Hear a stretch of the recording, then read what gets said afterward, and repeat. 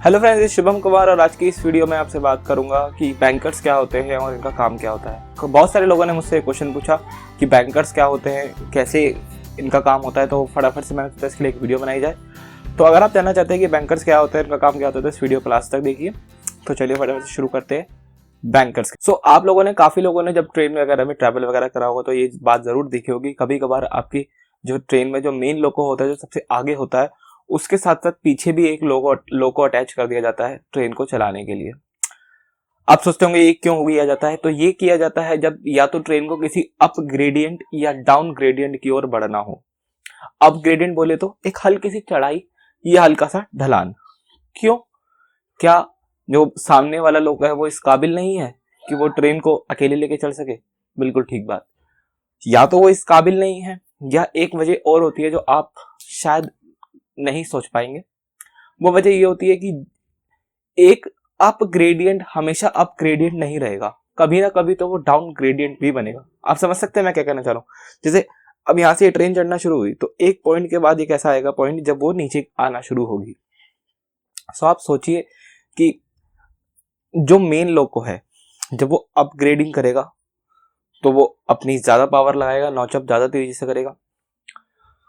और इस पॉइंट पे जब वो अपग्रेड कर रहा है, अपग्रेड मतलब चढ़ रहा है ऊपर की ओर, तब जो बैंकर लोको होगा वो भी अपनी पावर फुल बढ़ा के उसे और तेज चढ़ने में हेल्प करेगा। ये होता है बैंकर का पहला काम।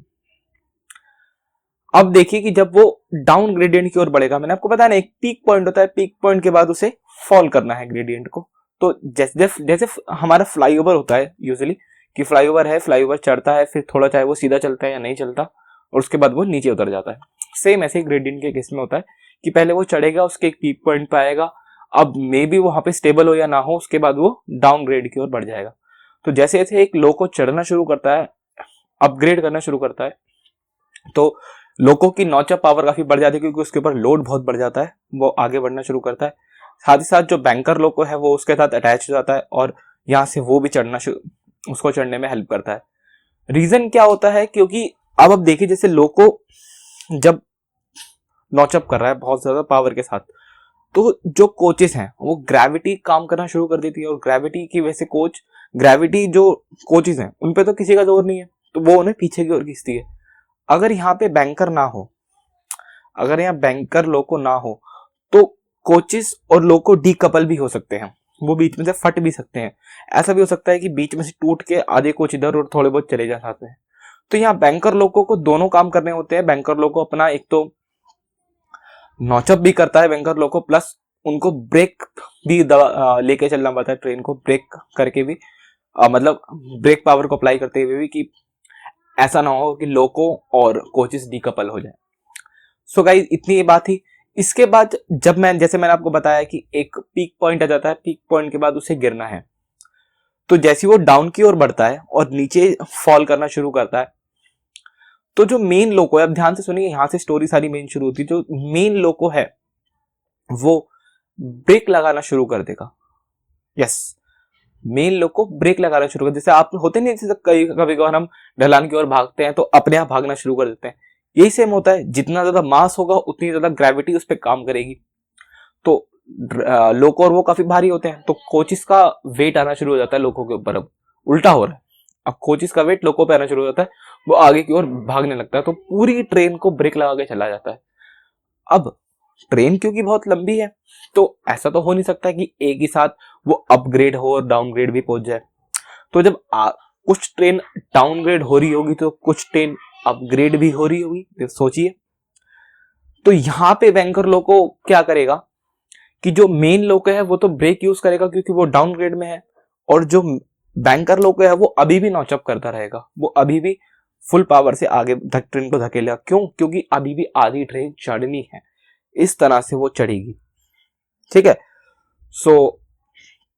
पहले वो ऊपर लेके जाएगा उसे, फिर कहीं जाके जब दोनों डाउनग्रेड की ओर आएंगे, फिर बैंकर लोको ब्रेक अप्लाई करेगा। अब यहाँ पे इस पॉइंट पे जब बैंकर लोको ब्रेक अप्लाई कर रहा होगा तो जो मेन ट्रेन है, जो मेन लोको है उसका, वो स्टेबल हो गया होगा। मे बी मैं अज्यूम कर रहा हूँ कि जो ग्रेडियंट है वो बहुत लंबा नहीं है, मतलब कम से कम 1 किलोमीटर का तो नहीं है। तो वो डाउनग्रेड में चले जाके वो स्टेबल हो जाएगा वहां पे।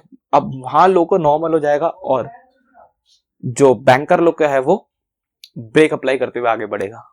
तो ये कुछ कहानी होती है, कुछ बैंकर के लिए किया जाता है। और भी बहुत सारी चीजें हैं, जैसे एक ग्रेडियंट आने से पहले जो ट्रेन है उसकी एक फटाफट ब्रेक पावर की चेक होती है कि ऐसा तो नहीं कि ब्रेक पावर में प्रॉब्लम हो। अगर इस तरह की कोई प्रॉब्लम निकलती है ब्रेक पावर में तो फटाफट उसको रेक्टिफाई किया जाता है या कोच बदल दिया जाता है। कितनी बार तो कुछ केसेस में होता है, जैसे मुंबई में आप जानते हैं खंडाला नाम का जो स्टेशन है, वहां थल घाट शुरू हो जाते हैं।